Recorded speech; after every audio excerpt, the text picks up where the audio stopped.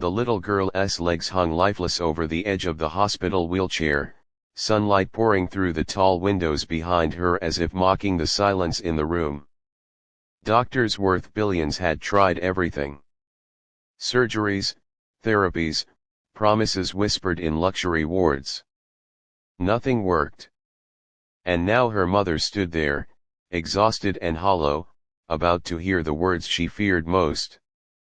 That was the exact moment a single father with grease-stained hands walked into their lives and did what no one else could. If you believe kindness deserves a second chance in this world, take a moment right now to like, comment, share, and subscribe to One Heart Stories. Your support helps these real, emotional stories reach more hearts that need hope. Ilora Quinn was 8 years old, bright-eyed, and painfully still. A car accident 2 years earlier had crushed more than bones, it had crushed hope. Her mother, Maribel Quinn, had sold her jewelry, taken loans, and traveled across cities chasing miracles. Every morning was daytime battles with therapists and every afternoon ended with silent tears pressed into hospital pillows. The doctors were polite but distant, their words clinical and heavy.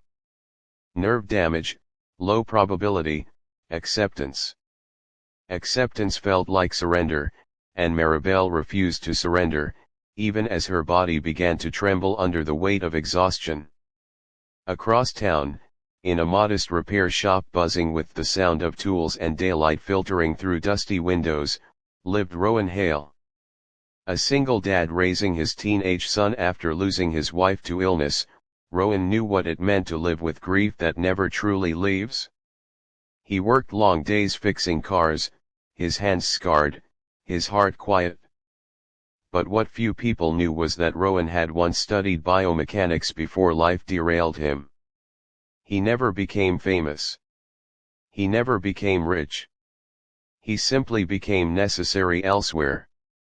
Fate pulled their paths together on an ordinary afternoon. Maribel's old car broke down near Rowan's shop while she was driving Ilora home from therapy. With no money left for towing, she pushed the car under the harsh midday sun, panic rising with every step. Rowan noticed. He always noticed people struggling. He fixed the car for free, refusing payment when he saw Ilora's wheelchair. That should have been the end of it, a small kindness in a long list of disappointments. But Rowan watched how Ilora's eyes followed movement, how her fingers clenched when she tried to shift her legs. He asked gentle questions, listened more than he spoke, and something clicked deep inside him. Over the next few days, Rowan couldn't let it go. He remembered theories, experiments abandoned years ago, unconventional physical reactivation techniques dismissed as too slow or unprofitable. Billionaire doctors needed results that looked good on paper. Rowan believed in results that felt human. He reached out to Maribel, offering help without promises. She almost refused. Hope had become dangerous, but desperation whispered louder than fear. They began meeting in the daylight hours, in a quiet community center room flooded with sun. No machines worth millions. No glossy charts. Just patience, repetition, and Rowan's steady belief that bodies remembered what trauma tried to erase. Progress was invisible at first. Maribel watched, heart aching, as Ilora struggled and failed again and again. Days passed. Weeks followed. Maribel's strength thinned, her tears returning heavier each night. Then one afternoon, something shifted. Ilora's toes twitched. Barely noticeable. Rowan saw it instantly.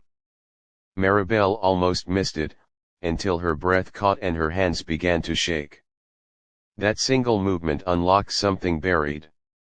More sessions followed. Sweat, frustration, sunlight spilling across the floor like witness. Ilora began to lift her foot. Then her knee. Not miracles, but momentum. As Ilora's strength grew, so did Maribel's guilt. She wondered why this man had succeeded where money failed. She worried hope would betray her again. And then came the day that shattered her completely. In the bright midday light, Rowan guided Ilora to stand. Her legs trembled violently. Maribel felt her knees give way as she watched. Ilora stood for 3 seconds. 3 impossible seconds. And then she took one step forward. Maribel collapsed to the floor, sobbing uncontrollably, her body finally releasing years of held-in grief. It wasn't just that Ilora moved. It was that someone had seen her daughter not as a case, not as a failure, but as a child worth patience. Rowan didn't celebrate loudly. He simply smiled, eyes wet, knowing exactly what that moment meant. Word spread slowly. Not through headlines, but through whispers. People asked why Rowan never charged, why he refused fame. The answer was simple. He had already lost too much to chase money. Healing someone else helped heal parts of himself he thought were gone forever. Near the end of the story, if it's touching your heart even a little, please pause to like, comment, and share this video. It helps stories of hope reach people who may be losing theirs right now. Ilora didn't run. Not that day. But she walked. Eventually. And every step felt like sunlight breaking through years of shadow. Maribel learned that miracles don't always come from power or wealth. Sometimes they come from broken people who choose kindness anyway. Before this story ends, we have one special request. Please comment the word hope if you believe small acts of kindness can change lives. And as the daylight faded that evening, Maribel watched her daughter take slow, determined steps across their living room floor. She realized the real miracle wasn't just that Ilora could walk. It was that someone had reminded them both that even when the world gives up, the human heart doesn't have to.